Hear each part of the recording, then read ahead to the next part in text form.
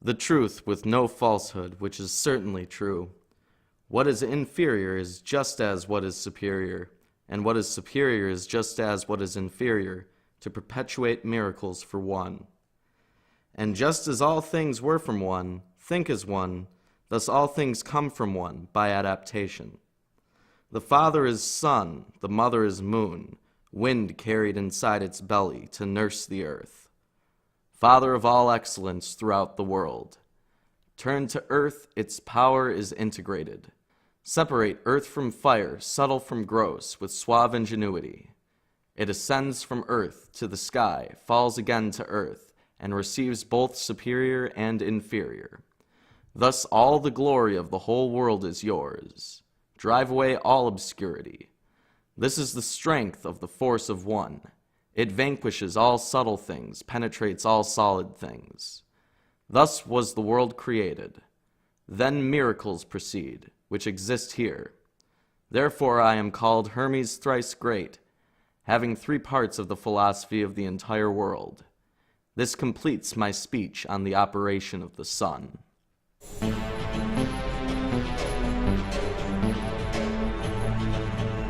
Hermes Trismegistus is a fascinating character. According to some accounts, he's the founder of Hermetic philosophy. According to other accounts, he's a great wizard or magician, or even an alchemist capable of creating the mythical philosopher's stone. According to some, even, he's a god, even to this day.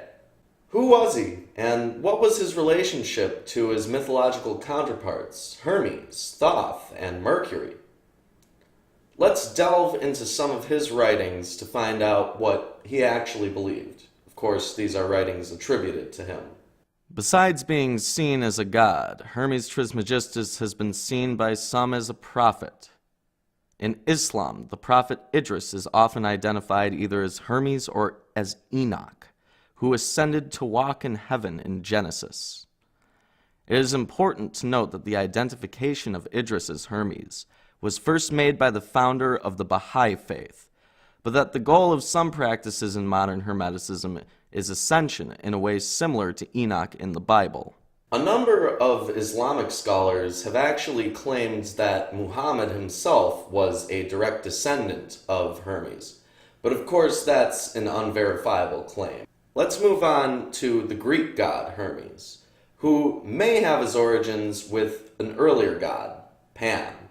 But one of the earliest mentions we have of Hermes himself is in the writings of Homer, where he appears as a kind of tricky but benevolent and noble god who acts as a guard in chapter 24 of the Iliad, for Priam to collect his son Hector's body. Odysseus from the Odyssey is also the great-grandson of Hermes, and Hermes teaches Odysseus magic. In addition, Hermes' contributions to Pandora's box were lies, dubiousness, and seductive words, likely an early association between philosophers and sophists making its way into mythology. And in Aesop's fables, Hermes rules over assigning intelligence to people. Hermes is then seen as a god of divine protection, magic, and wisdom. However, there are even older depictions of the Greek god Hermes than what's found in writing. In very ancient times, Hermes was depicted as a god of boundaries. In order to mark distances between villages, piles of stones would often be used for a midway point. So Hermes has a long history of representing safe travel. Some scholars also note a phallic nature to Hermes from ancient times, which may have been used to indicate that he is male, or may have been used to indicate that he is a god of fertility as well. He also sometimes appears as a messenger god.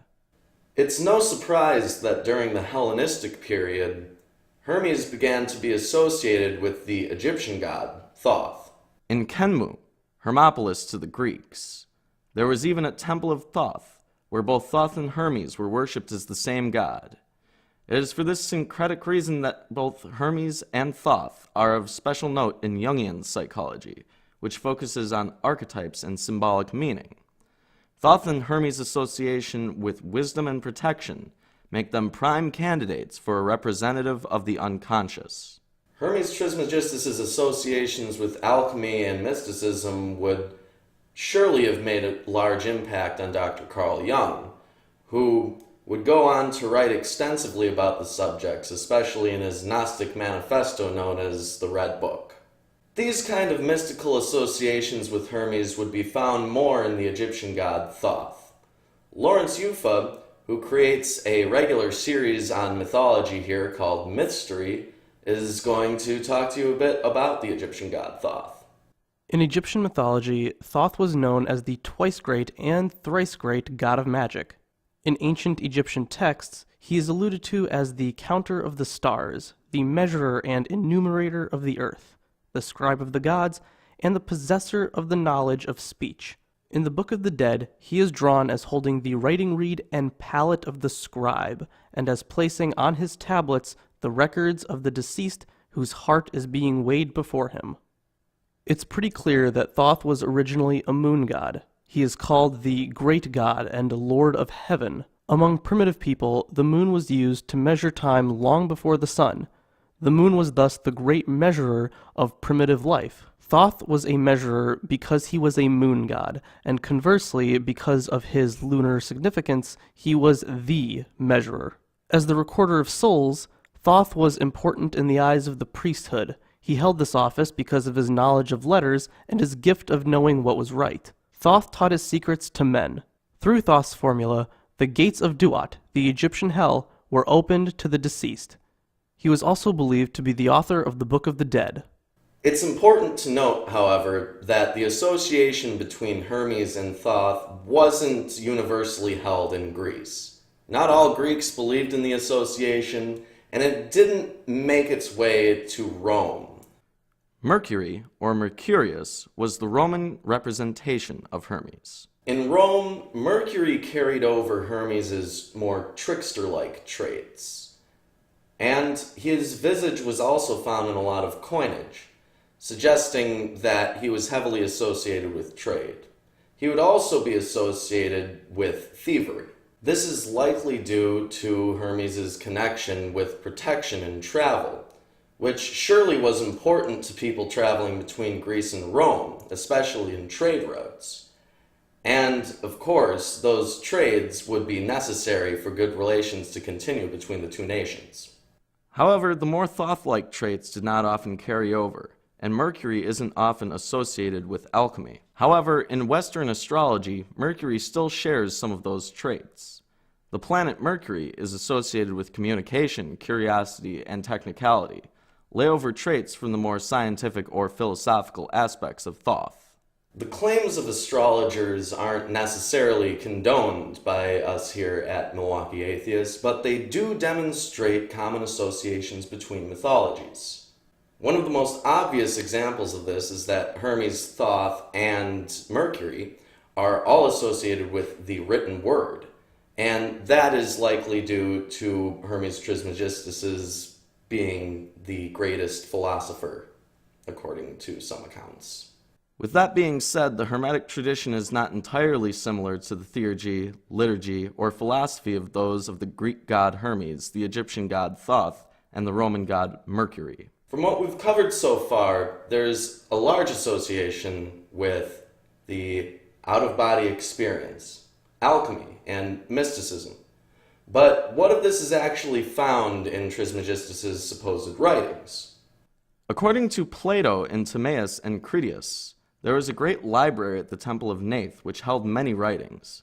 The philosophy expressed by Plato therein expresses many Hermetic ideals, and Nath herself is a goddess of wisdom and also a creator deity who governs the functioning of the world. She is said to be the oldest of the deities. It is also there that the fate of Atlantis is covered by Plato, so if you're interested in Atlantis, you should read those dialogues. The Temple of Sais was the location of a medical school, so it makes sense that all kinds of philosophical and academic texts would be found in the area. However, no trace of it exists beyond 1100 BCE, and it's completely disappeared today. It's said that Hermes wrote many thousands of texts on mostly papyrus, and those may have been found in the Temple of Nath, but most of them, like the place itself, don't exist anymore today. The Hermetica, a collection of the philosophy, ritual instructions, magic, astrology, and supposedly all known knowledge by Hermes Trismegistus, was mostly written on papyrus. What survives today is mainly found in the Emerald Tablet and the Corpus Hermetica. These two parts of Hermetica contain many common philosophical and theological stances with other schools which were around at the time. Neoplatonists, Gnostics, and Hermeticists all believe in the possibility of reincarnation, and they also all believe that whoever created this world wasn't a supreme deity, but a demiurge. Similar theological ideas appear between those three systems of philosophy and the religious beliefs of the Hindus and Buddhists. However, Hindu texts predate the Hermetica according to many modern scholars. It's possible that whoever wrote the Hermetica had a vast wealth of knowledge in Indian philosophy. Modern scholars place the penmanship of the Corpus Hermetica somewhere around the 1st century of the Common Era, which means that it could have been influenced by Buddhism's introduction to China, which was occurring around the same time via the Silk Road. There are numerous accounts of translation efforts between Buddhist monks and those who they encountered, and it is possible for some contact to be made between the author and those who had met with those monks. For us to believe that, however, means that we can't believe that the Hermetica was found in the Temple of Nath. The timelines just don't add up. It is possible that the modern texts, the Emerald Tablet and the Corpus Hermetica, are a kind of SparkNotes summary. If Trismegistus really did write thousands of things, from magic to philosophy and tons of other topics, and those things were written on papyrus, then those things may have degraded over time. So it makes sense that someone may have tried to compile some of the philosophy. The earliest copy of the Emerald Tablet that we have is from around the 6th century, from something called Kitab Sur al-Halika. In English, the title is The Book of the Secret of Creation and the Art of Nature, and it was composed of mainly previously written texts. The author, Balanas, said that he found the tablet hidden inside a vault below a statue of Hermes in Tyana. It was supposedly held by an old corpse on a golden throne. This account is fantastical, of course, but the tablet is still found amongst many earlier texts, so it is possible that it far predates the writing. It's also entirely possible that the tablet did find its way to Tyana. Tyana, known as Tuanua to the Hittites and the capital of the Luwian kingdom. This area had a lot of cultural exchange with the Hurrians. The Hittite Empire was massive, and both early Eastern and more early Greco-Egyptian ideas may have been part of their cultural exchange. The writings of Hermes may be extremely old and may have found their way to that statue by means of trade or some other means. There are many possible explanations for the actual authorship of these texts, but it may indeed be a safe assumption that they are much older than the current copies that we have. So what's the Emerald Tablet all about? Well, if you believe some people, then it's a means of creating the Philosopher's Stone, a kind of recipe. The Philosopher's Stone has been used as an allegory for enlightenment, and also has been seen as a literal stone which can turn anything into anything else, and also grant immortality to the person who has it. The author's intent isn't clearly known, but there is a lot of philosophical material in the Emerald Tablet which would suggest that it's pointing towards that kind of Buddhist enlightenment type model.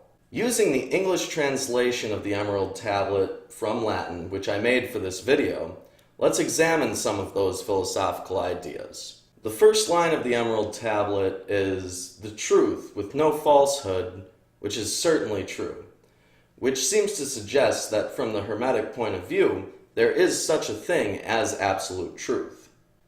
So it makes sense to say that within the Hermetic system, there is an absolute standard of reality, and that human beings may be capable of understanding that absolute reality, which rings true with many other philosophical systems such as Buddhism, which I mentioned earlier. What is inferior is just as what is superior, and what is superior is just as what is inferior, to perpetuate miracles for one. And just as all things were from one, think as one, thus all things come from one, by adaptation. Here, it appears that the compresence of opposites, which you may remember from my armchair philosophy episode on Taoist philosophy, is used to back up the idea of metaphysical monism in Hermeticism. This kind of ontological metaphysical claim is obviously associated with the previous line, equating it to absolute knowledge, and thereby equating this metaphysical monism in the same way that Hinduism does with a kind of enlightenment.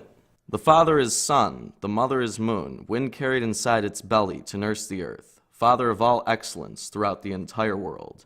This is where the Hermetic demiurge concept comes into play. The father and mother are celestial beings, in line with the traditional practice of astrology. These parents who nurse the earth by giving it air are creators, but they aren't supreme deities. Even though these aren't supreme deities, the sun still provides everything that the earth needs, namely light. The concept of holy light or divine light can be seen in a number of religions. In the Bible, light is the first thing which is created on the first day of creation. By the way, if you haven't been tuning in, we run an atheist Sunday school on this channel, which you can tune into every Sunday. Turn to earth, its power is integrated. Separate earth from fire, subtle from gross, with suave ingenuity. This suggests that the demiurge is in a kind of symbiotic relationship with the earth. And it makes sense that this would be associated with alchemy, what with the talk of separating fire and earth. But this may also be just a metaphor. This coincides with one of the earliest Hindu sacrificial rituals from the Upanishads, where someone is supposed to come to know Brahman through the means of using fire. It ascends from earth to the sky, falls again to earth, and receives both superior and inferior. This line can imply a number of things. For one thing, it implies a reincarnation process. Reincarnation is the position that after physical death, something like a soul can go on to inhabit another physical body. In some systems of thought, such as Buddhism or Hinduism, it's a bleak cycle which requires you to ascend in order to escape. Though Hermes doesn't remark on the suffering that Buddha does, ascension is also implied here. The concept of out-of-body experiences is common to many religions and shamanic practices, but Hermeticism takes this one step further by introducing the concept of ascending to heaven like Enoch instead of dying. In my armchair philosophy episode on the Socratic method, I brought up Plato's theory of recollection. This concept of a long living or eternal soul is shared between Hermeticism and Platonism in the sense that as the soul goes above or superior and comes back down to below or inferior, it still gathers the same amount of knowledge.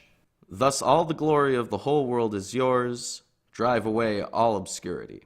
Truth, absolute knowledge, and clear-headedness are seen as the glory of the world here, which is really just to say that they're held in high regard. We see similar sentiments in Taoism and Zen Buddhism, where living in accordance with nature and keeping a clear mind is seen as the epitome of virtue.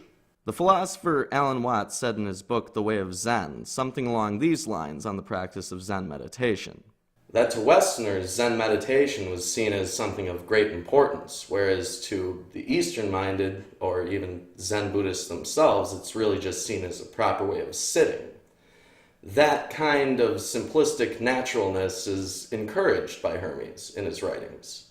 This is the strength of the force of one. It vanquishes all subtle things, penetrates all solid things. In this line, we learn that the monistic entity is not like the demiurge. It's supreme and goes beyond those things. This line reminds me of Baruch de Spinoza's argument for the existence of God. You can find his argument for God in a book called Ethics, which I really can't cover in the scope of this video. That'll be for a future video. For the very most basic description, Spinoza defines God as having all of the qualities and traits possible, and by virtue of having all of those qualities and traits, it then becomes indistinguishable from anything else. In essence, he tries to claim that all things are inherently the same thing, and that thing is God. But we'll cover Spinoza another time. Thus was the world created. Then miracles proceed, which exist here.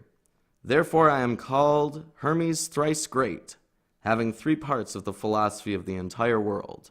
At the temple of Esna, there is an epithet which proclaims, Thoth the Great, the Great, the Great. This is one of the earliest and most direct references to Thoth, which would associate him with Hermes, who is considered to be thrice great, as Trismegistus translates to thrice great. An explanation for the thrice great title can be found in Hermetica by B.P. Copenhaver. It states that Trismegistus is a title referencing Hermes as all at once the greatest philosopher, the greatest priest, and the greatest king. To explain the king comment, Hermes is thought in some regions to be the person who introduced laws to their culture. This would imply that Hermes had a working knowledge of ethics, metaphysics, epistemology, and theology at the very least. And if we're meant to follow in his footsteps, that's a very hard role to suit. This completes my speech on the operation of the sun. In summary, the school of Hermeticism reaches far beyond a normal philosophical system. It encourages mysticism, divination, and magic. It also encourages the principles of Zen and Taoist ethics, promising something akin to the Hindu moksha and the attainment of absolute knowledge. It makes the claim that deities or cosmic forces are demiurges, and asserts the immortality of the soul in a way similar to Plato. Many people don't think there actually was a Hermes Trismegistus, as there are a lot of contradictory accounts of his life and who he was. The Kybalion even states that Hermes was a contemporary of the biblical Abraham, while others say that he was a contemporary of Noah, or even that he was Enoch or Idris. In any case, Hermetic philosophy is still alive and strong today. It is the foundation of many occult societies such as the Hermetic Order of the Golden Dawn, and either as a philosophical system or a cult system of mystic practice, there are still many people out there who believe in these principles. We hope you've enjoyed this video. If you did, like and comment with some of your thoughts. If you really want to support us, consider going to Patreon and donating. And if you want to keep up to date with us, you can either follow us on our website, or you can subscribe to us on YouTube, and we do need more subscribers. As a special treat just for our patrons, I am making a small video about translating the Emerald Tablet from Latin to English, and that should be finished and available for our patrons soon after this video's up. We also have t-shirts which are for sale, which you can order through our website, MilwaukeeAtheists.com. And that's all for this time. We'll see you next time. Bye-bye now.